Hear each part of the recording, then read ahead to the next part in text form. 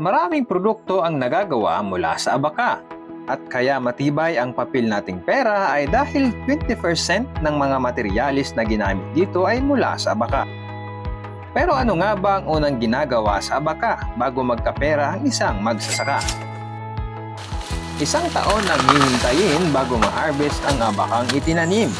Ang mga matured na puno nito ang siyang puputulin at ang mga balat lamang nito ang kukunin.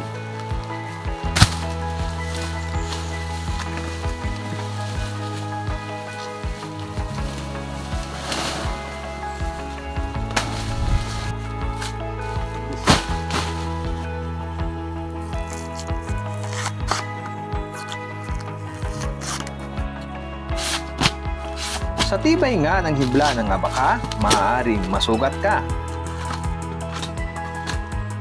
Masabit ng sugat ko.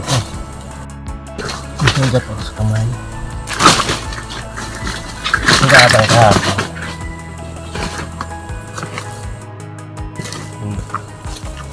Yung ano kasi yun, yung nakabaloktot na baka.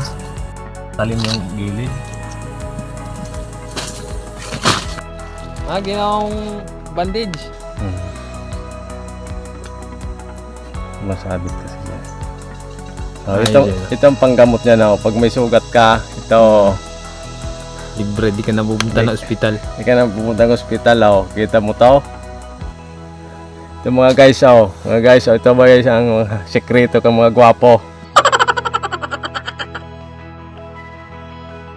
Pagkatapos makuha ang mga balat ng abaka, dadalhin ang mga ito sa isang area kung saan isasalang sa isang kapirasong bakal na may matulis na ngipin.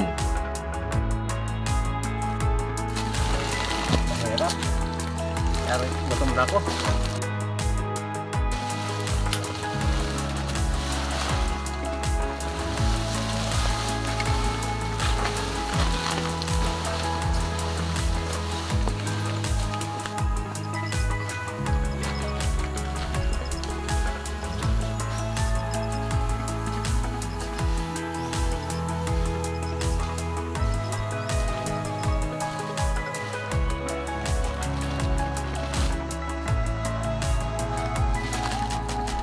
Ito yung baba o binaba. Dito iipitin at manumanong lakas ang gagamitin para ito'y hilahin.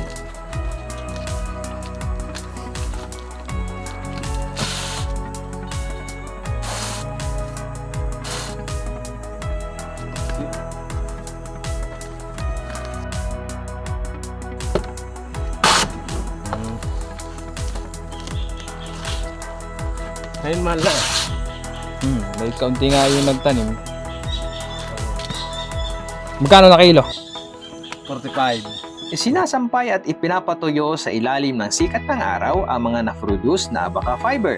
Mga ilang araw yan bago matuyo? May hapon, di ko na. Tuyo na. Tuloy-tuloy lang, init. Kapag natuyo na ang mga fiber mula sa abaka, maaari na itong ibenta.